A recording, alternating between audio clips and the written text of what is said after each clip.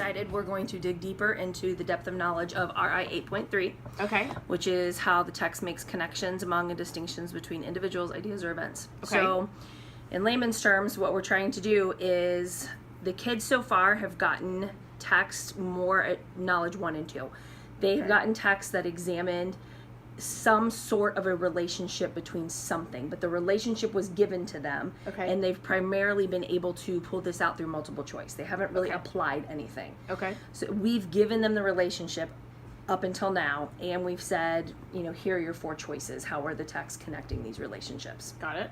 So what we're going to do with the Anne Frank unit this quarter, our whole goal is going to be the same. The goal is going to be for them to have a relationship, one common relationship, one common theme, if you want to put it that way, that they are going to connect multiple texts to and see how those different texts handle that idea, that topic. Between Anne Frank and other texts. And all the supplemental texts, yes. That we've read this year, or any text? That we've read with the Anne Frank unit. Got it, okay. So, we've already been working on the concept map. The concept map where they've chosen their guiding question. Okay. And we've already linked in Anne Frank the play. Okay. We've already linked in the Nazis' rise to power. Okay. We've linked those things in. Now it's time to bring in some informational text. So this is where we want to take kids down past level 1 and 2, and we want them applying and analyzing and synthesizing. Got it.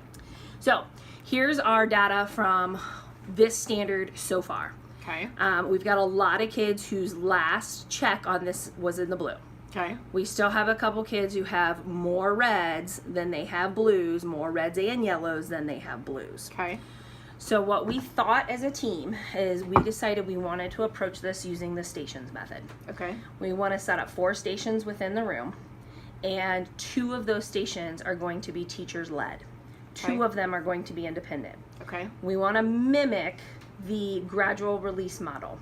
So 1 station will be teacher led, where the teacher will have an article that will apply to the guiding question.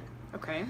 The teacher will read, annotate, take notes, discuss, and lead the kids on how this passage will help them answer the guiding question. Okay. The teacher will model how to find specific examples and how to create reasoning. Okay. Station 2, the teacher is going to be a part of, but the teacher's not modeling, the teacher is guiding.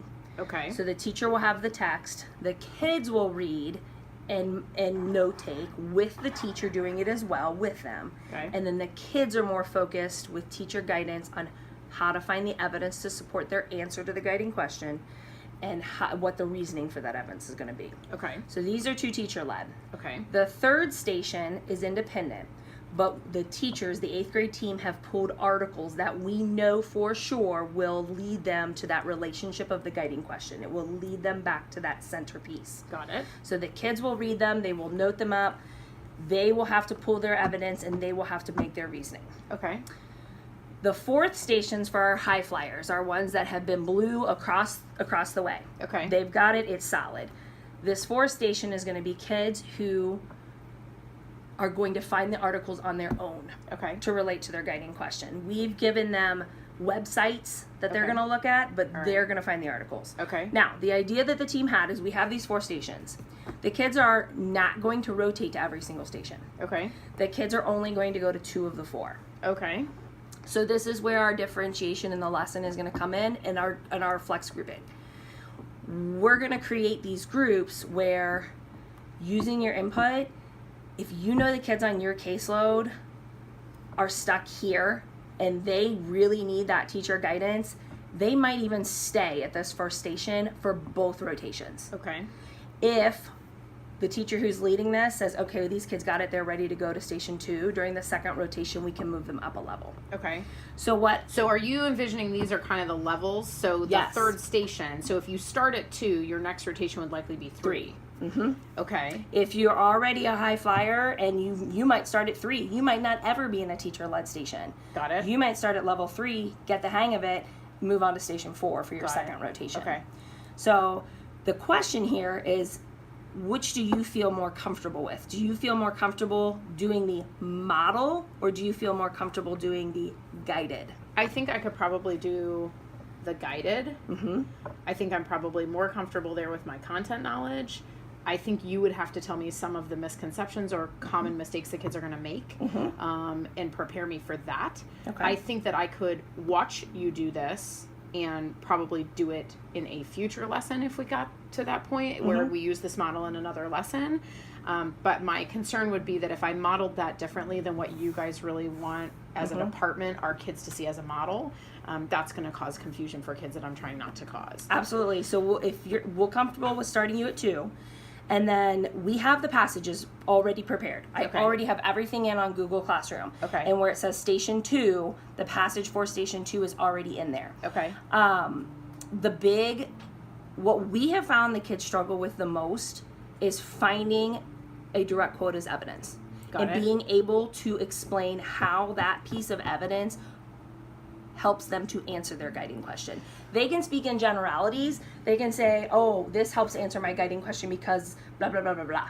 But then when we say, okay, find a quote to support that and explain in your own words how that quote helps you answer, that is where they get a little bit stuck. So is that something where we could add like a 2-minute warm-up where we put something up on the board, even just a shared Google Doc, and I ask the kids to give me a quote on why Fortnite is the best game currently, and let them put their quotes up there. You guys have to type it in quotes, whatever, and then just use that as a quick example of this is how that quote directly supports the question of why it was the best, just to give them that common ground. I think for some of our kids that struggle with understanding the whole concept behind what we're reading in Anne Frank or any of the themes, that probably will resonate more with them.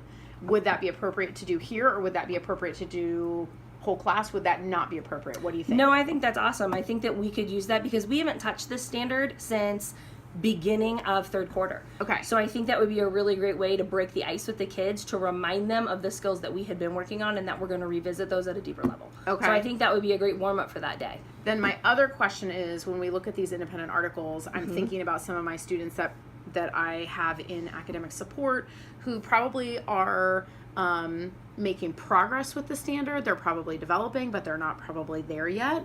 If they're going to start with me and then move to that independent station, if we're really working on that standard of being able to use the text to make comparisons, they probably need to not be focused on the actual reading piece, the decoding component of reading. So if you gave me those articles, I could read them quickly. If they're short and quick, I could read them into some kind of sound clip. We could put it on Blackboard, and then the kids could actually listen to it at the station. It would probably be appropriate for those students those couple kids I'm thinking about in academic support, but we could use it for all kids if you thought it was appropriate to give them that option. Absolutely. And we actually have the articles pulled already, and what we can do is through Google Classroom we can pre-identify those kids who would have the read aloud, and we can just give it to just those kids through Google Classroom. That sounds awesome. So not everybody will see that. Okay. It'll be just for those kids. That would be good. And I can do that reading if we're talking about just short, quick articles. Yeah. I could definitely do that today or tomorrow, like during my plan belt, and get that ready. Okay. And we're not planning to do this for another week, so we've got plenty of time. Oh, this awesome. is in the future. Okay, that's even better. Now, the last question I had for you specifically was, I know we have so far been having the kids take all of the sources that we've been using and putting them onto this mind map, this digital brain web. With them working with the informational articles, it's not a video, it's not something that we've necessarily read whole class.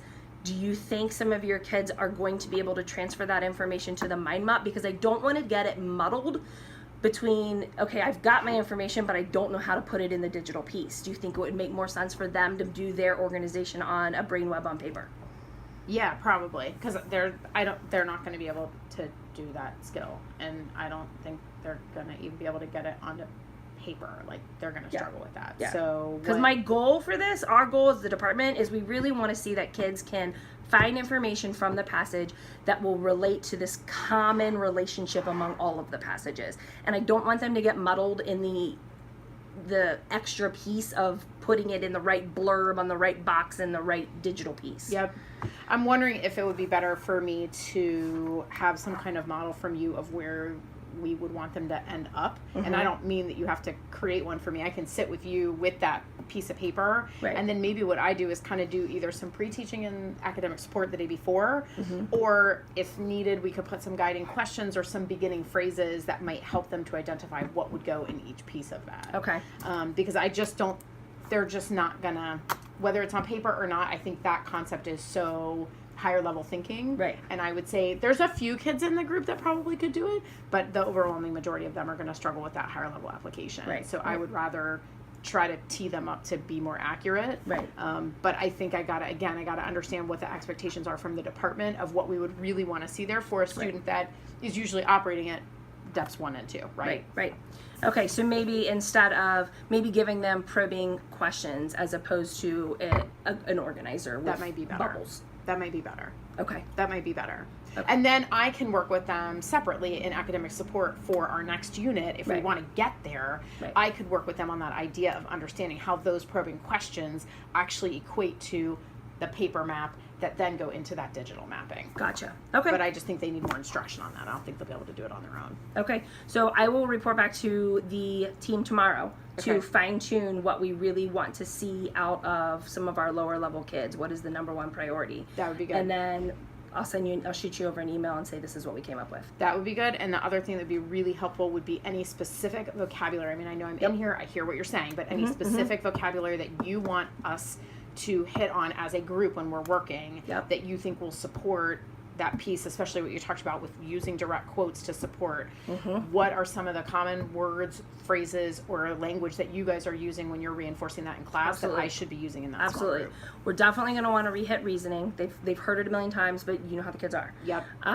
So let me go back and we'll figure out if there's any specific vocabulary for the actual goal. The relationship word might need to be fine-tuned, but that might need to be whole group now that I think about it. Because when we say relationships, I think a lot of times the kids are going to think, oh, what am I doing over the weekend with my BFF? Right. Whereas here we're talking more topic relationship of, our guiding question is really our relationship here. That's going to be the common factor that pulls the ideas together. Okay. So if you come up with a way that you want to do that whole class, maybe what I can do is you can give me some pre-planned probing questions that I can ask as you're delivering that to the class. I'll kind of model that thinking out loud of I'm wondering this, or is this what you're talking about? Perfect. And see if that kind of guides some of our kids, because I guarantee they'll have those questions and they won't ask them because they'll be afraid that that's something that should already be understood because we've hit this topic before. Right. Okay, so then you're going to create the little 2-minute warm-up. Yep. Correct? Yep. I'm going to go back to the team, make sure we have all the vocabulary squared away, what we definitely want to see from those lower kids. Yes. The probing questions that we want from them. Yes. And then I will read the articles. Okay. So that we put have them a in digital copy of the that. digital copy. Okay. And then are you going to determine the groups? Well, we're going to look at...